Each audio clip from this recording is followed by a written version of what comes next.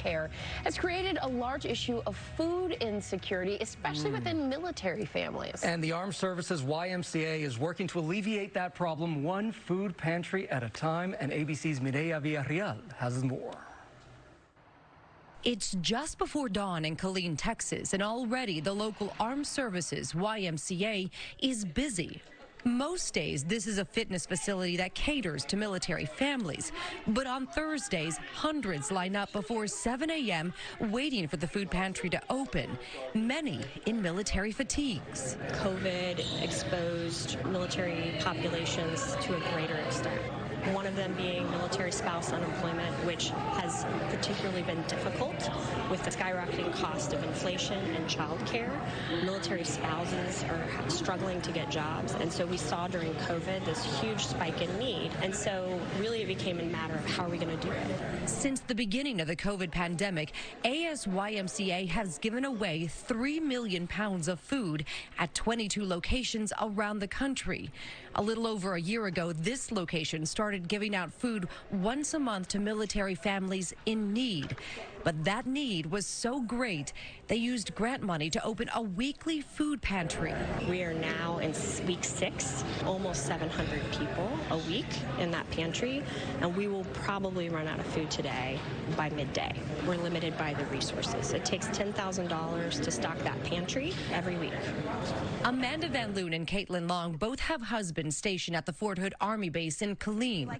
The cost of childcare and the uncertainty of where their spouses will be stationed next keeps them from holding down a steady job.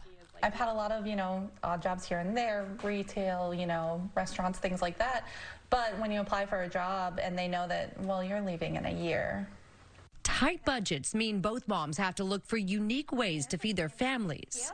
We definitely plan together. We'll get together and be like, hey, I've got, this much grocery shopping budget this week. What you got? Or we just go through each other's pantries, too. Like, we'll come over and I'm like, I have this. She may have the matching set of, spaghetti sauce, and we'll put it together and just have meals together. The pair now routinely meet up every week to shop for groceries, sometimes with their kids in tow.